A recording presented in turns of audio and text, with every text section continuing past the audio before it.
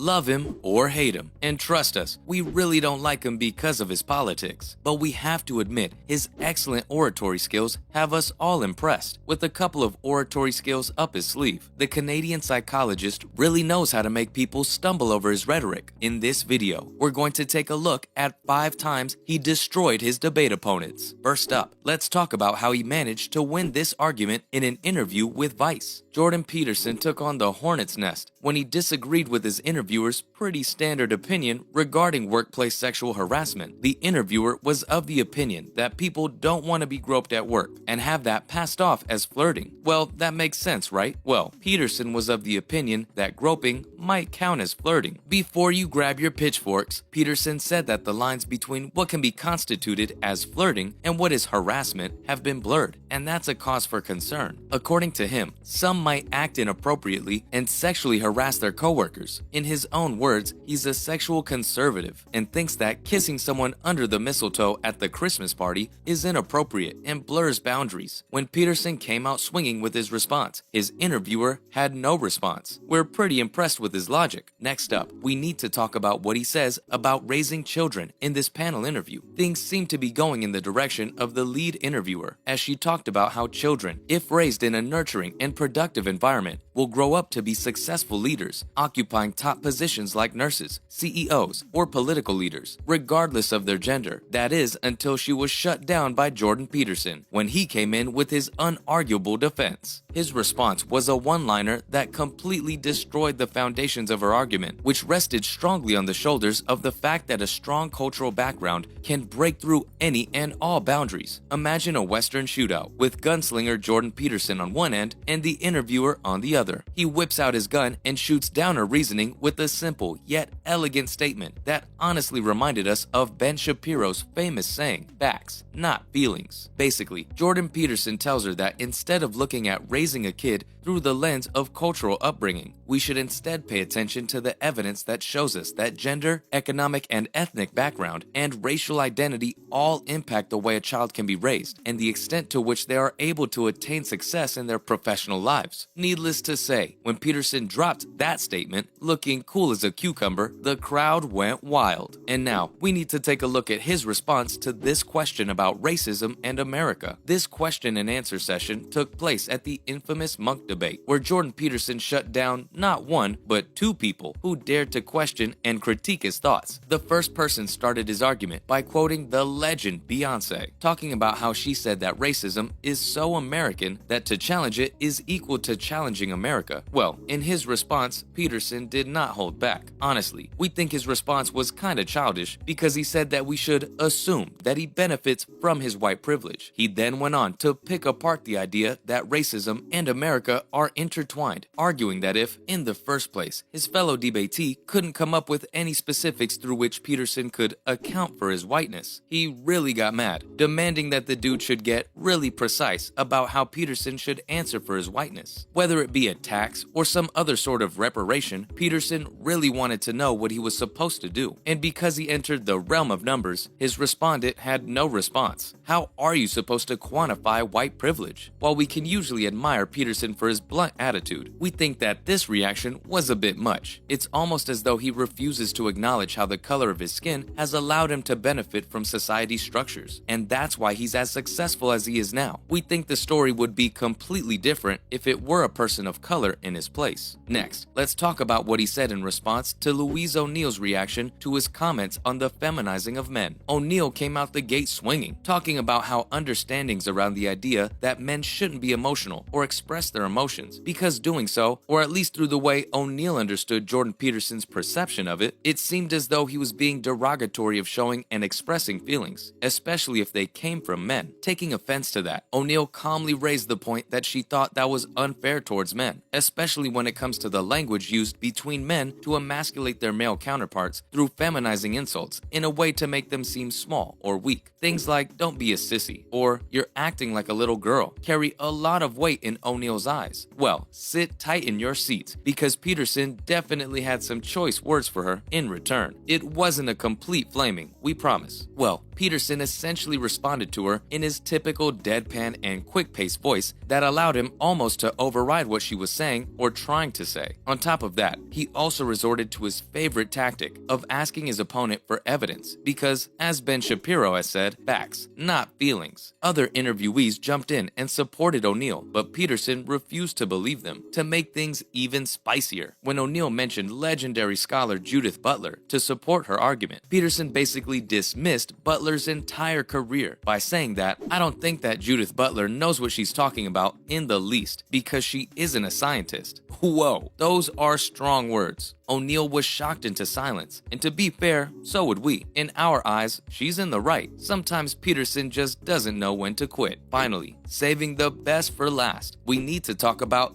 that interview. If your guess was the Kathy Newman and Jordan Peterson interview, then congrats, you get a cookie. We think this interview should go down in history as a masterclass in rhetoric and understanding how to get under your opponent's skin. We think the battle was pretty evenly matched in the beginning, but then the tide began to turn in Jordan Peterson's favor when the conversation began to move towards the interaction between the idea of freedom of speech and what that means about hurting people's sensibilities and feelings. Kathy Newman brought up how Peterson was recently criticized both on social media and left-leaning social media to respect a trans person's pronoun preference if it was made a law to do so. As cool as can be, Peterson responded that he never said he would. He simply wanted to protect his freedom of speech and not have to be forced to do anything. Pronouns seem to be a weird hill to die on. But okay, Kathy Newman must have had the same idea because she talked about how offensive it seems to refuse to call someone using their preferred pronouns. And we gotta agree with her, it really is. But Peterson said something that changed the game completely and also fully caught Kathy Newman off guard too. He quickly turned the tables and put Kathy in his position, talking about how she, too, is willing to offend him if that means she does her job, which is looking deeper at the situation rather than just taking things at face value. According to Jordan Peterson, he was doing the same thing as well. So if she was willing to risk offending him in order to be a good and lively debate opponent, then why shouldn't he risk offending others in search of greater and more in-depth understanding? Well, when you put it that way, honestly, even when we think about it that way, it doesn't make sense because legal enforcement of respecting preferred pronouns is such a weird hill to die on. Like, come on, dude, freedom of speech is great and all, but instead of using your platform to publicize such weird opinions, allowing people to take it into a transphobic territory, don't you think that's super out of line? Or at the very least, something to consider before you go blasting that stuff all over the internet. We don't know what Peterson is thinking half of the time, but honestly, a lot of the stuff he says is super weird. That's a wrap for this video. Who do you think Jordan Peterson destroyed the most effectively? Let us know in the comments below. Make sure to give this video a thumbs up and subscribe to our channel for more videos like this. See you in the next one.